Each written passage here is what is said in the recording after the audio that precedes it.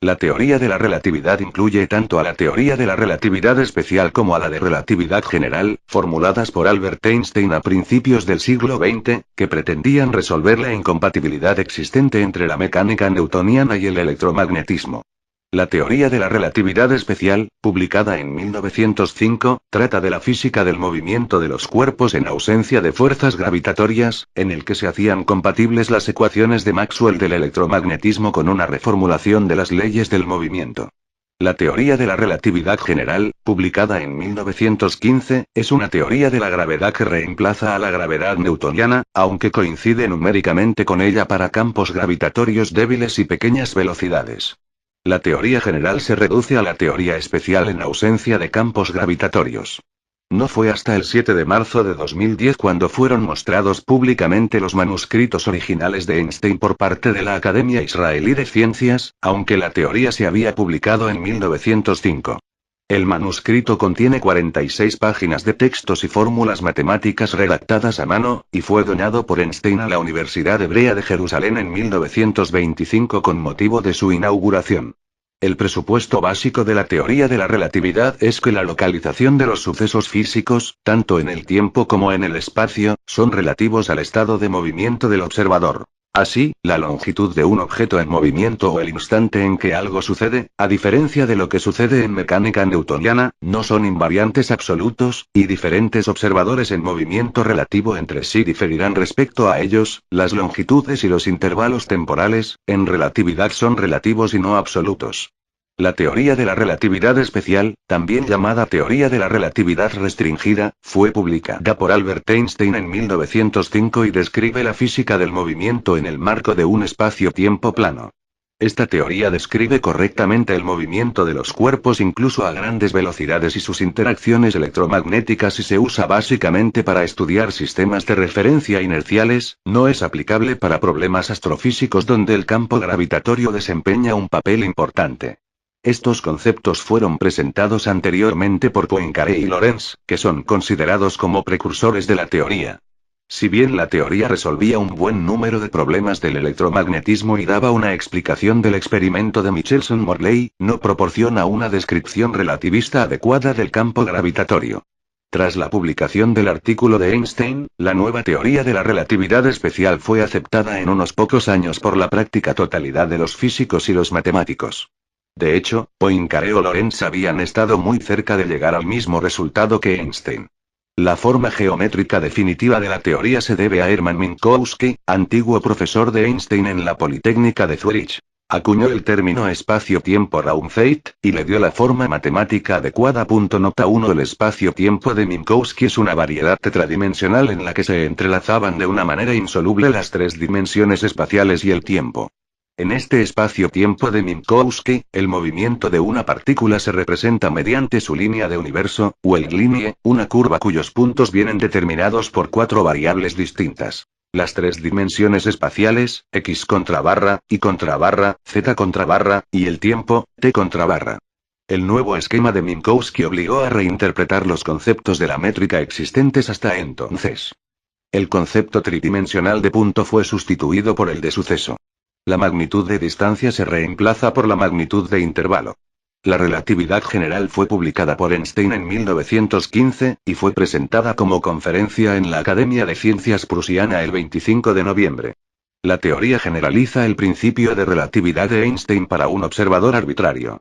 Esto implica que las ecuaciones de la teoría deben tener una forma de covariancia más general que la covariancia de Lorentz usada en la teoría de la relatividad especial.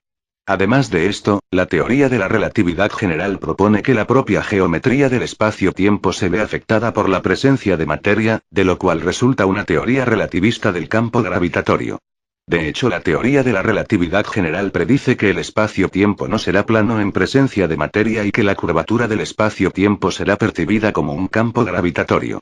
Debe notarse que el matemático alemán David Hilbert escribió e hizo públicas las ecuaciones de la covarianza antes que Einstein. Ello resultó en no pocas acusaciones de plagio contra Einstein, pero probablemente sea más, porque es una teoría, o perspectiva, geométrica. La misma postula que la presencia de masa o energía curva al espacio-tiempo, y esta curvatura afecta la trayectoria de los cuerpos móviles e incluso la trayectoria de la luz. Einstein expresó el propósito de la teoría de la relatividad general para aplicar plenamente el programa de Ernst-Mach de la relativización de todos los efectos de inercia, incluso añadiendo la llamada constante cosmológica a sus ecuaciones de campo para este propósito.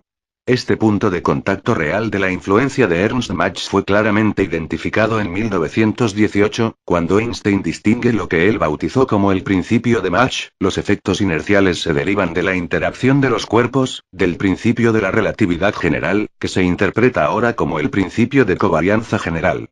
En la teoría de la relatividad, una partícula puntual queda representada por un par, m, donde es una curva diferenciable, llamada línea de universo de la partícula, y m es un escalar que representa la masa en reposo. El vector tangente a esta curva es un vector temporal llamado cuadrivelocidad. El producto de este vector por la masa en reposo de la partícula es precisamente el cuadrimomento. Este cuadrimomento es un vector de 4 componentes, 3 de estas componentes se denominan espaciales y representan el análogo relativista del momento lineal de la mecánica clásica, la otra componente denominada componente temporal representa la generalización relativista de la energía cinética. Además, dada una curva arbitraria en el espacio-tiempo, puede definirse a lo largo de ella el llamado intervalo relativista, que se obtiene a partir del tensor métrico. El intervalo relativista medido a lo largo de la trayectoria de una partícula es proporcional al intervalo de tiempo propio o intervalo de tiempo percibido por dicha partícula. Cuando se consideran campos o distribuciones continuas de masa se necesita algún tipo de generalización para la noción de partícula. Un campo físico posee momentum y energía distribuidos en el espacio-tiempo. El concepto de cuadrimomento se generaliza mediante el llamado tensor de energía-impulso que representa la distribución en el espacio-tiempo tanto de energía como de momento lineal. A su vez, un campo, dependiendo de su naturaleza, puede representarse por un escalar, un vector o un tensor. Por ejemplo, el campo electromagnético se representa por un tensor de segundo orden totalmente antisimétrico 2, y si se conoce la variación de un campo o una distribución de materia, en el espacio y en el tiempo, entonces existen procedimientos para construir su tensor de energía-impulso.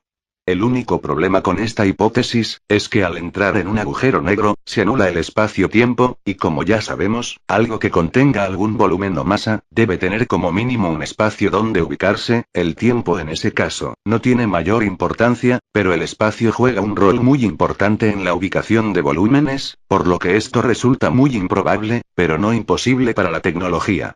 Podemos escoger otro episodio histórico todavía más ilustrativo. El de la estrella de Belén, tal y como fue interpretada por Johannes Kepler.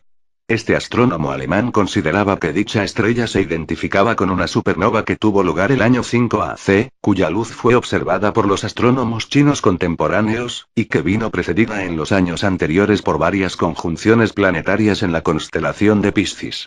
Esa supernova probablemente estalló hace miles de años atrás, pero su luz no llegó a la Tierra hasta el año 5 AC. De ahí que el intervalo existente entre dicho evento y las observaciones de los astrónomos egipcios y megalíticos, que tuvieron lugar varios siglos antes de Cristo, sea un intervalo espacial, pues la radiación de la supernova nunca pudo llegarles. Por el contrario, la explosión de la supernova por un lado, y las observaciones realizadas por los tres magos en Babilonia y por los astrónomos chinos en el año 5 AC por el otro, están unidas entre sí por un intervalo temporal, ya que la luz sí pudo alcanzar a dichos observadores. El tiempo propio y el intervalo se relacionan mediante la siguiente equivalencia. Contra barra CD igual de S, es decir, el intervalo es igual al tiempo local multiplicado por la velocidad de la luz. Una de las características tanto del tiempo local como del intervalo es su invarianza ante las transformaciones de coordenadas. Sea cual sea nuestro punto de referencia, sea cual sea nuestra velocidad, el intervalo entre un determinado evento y nosotros permanece invariante. Esta invarianza se expresa a través de la llamada geometría hiperbólica. La ecuación del intervalo ds tiene la estructura de una hipérbola sobre 4 dimensiones, cuyo término independiente coincide con el valor del cuadrado del intervalo, ds2 igual de t2, dl2, que como se acaba de decir en el párrafo anterior, es constante. Las asíntotas de la hipérbola vendrían a coincidir con el cono de luz. La teoría de la relatividad de Einstein nació del siguiente hecho. Lo que funciona para pelotas tiradas desde un tren no funciona para la luz. En principio podría hacerse que la luz se propagara, o bien a favor del movimiento terrestre, o bien en contra de él. En el primer caso parecería viajar más rápido que en el segundo, de la misma manera que un avión viaja más a prisa, en relación con el suelo, cuando lleva viento de cola que cuando lo lleva de cara. Sin embargo, medidas muy cuidadosas demostraron que la velocidad de la luz nunca variaba, fuese cual fuese la naturaleza del movimiento de la fuente que emitía la luz.